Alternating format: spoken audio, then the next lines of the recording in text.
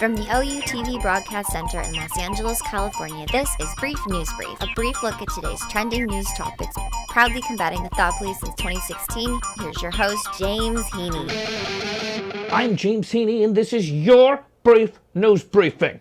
Today's the day that voters in Alabama go to the polls to vote for the next Alabama senator. And for the first time since 1992, the seat could go to a Democrat, Doug Jones.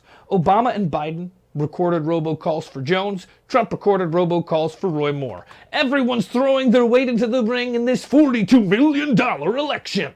No one dares make a call on what's going to happen next. The polls are all over the place, some with Moore leading by more than 10 points, some with Jones leading by more than 10 points. It's anybody's game, and it completely depends on voter turnout. Turnout in any special election is always very small, and it's expected to be a cold, cold day today in Alabama. So we're going to see who makes it out to vote. Will an alleged child molester be elected into the Senate?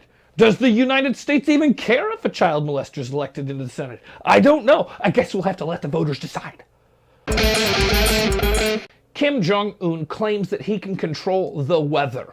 North Korean state media released pictures this weekend of Kim Jong-un standing on top of Mount Peak 2, an active volcano on the China-North Korea border, with the headline, "Our peerlessly illustrious commander can control nature." The tale tells of Kim scaling a 9,000-foot snow-covered mountain, and right when it was almost unbearable. For a regular human, probably would be unbearable. For Kim Jong-un, almost unbearable. He put his hand up in the air and out came the sun. And this is scary. I don't know if Trump can control the sun. I'm wondering at this point in time, who's raising our sun? Every morning it comes up, and I have watched it. I have watched it on the Pacific Ocean go into the water, and I look and scan the beach. No one's raising their hands. Are we being controlled by North Korea too? For the first time ever, Putin flew to Syria on Monday. Supposedly he wanted to know, what's this whole war about on ISIS and where he has so many troops involved?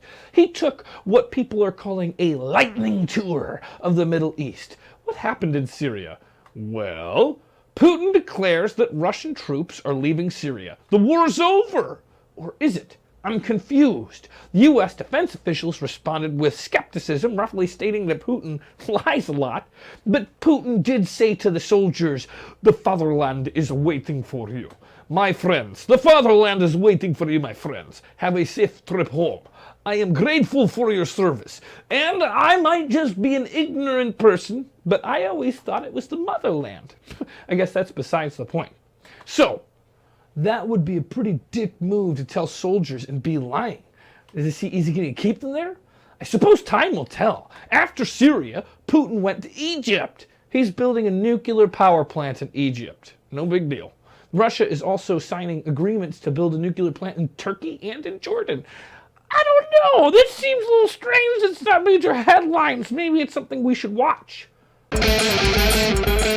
If you're not afraid, then you haven't been paying attention, because we are on the precipice of darkness.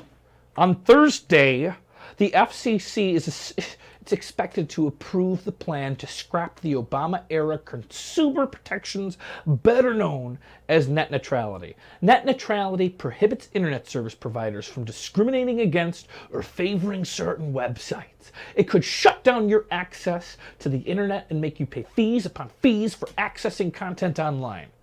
Are limitations on internet services like throttling, blocking, or paid prioritizations violations of the First Amendment rights?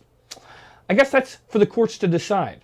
In the meantime, we're poising ourselves to watch the big corporations make regulations to help the wealthy hold more power, including the power of information and communication, all for themselves. And if we learned anything from Mortal Kombat, it is that knowledge is power, and I don't want to give that power up.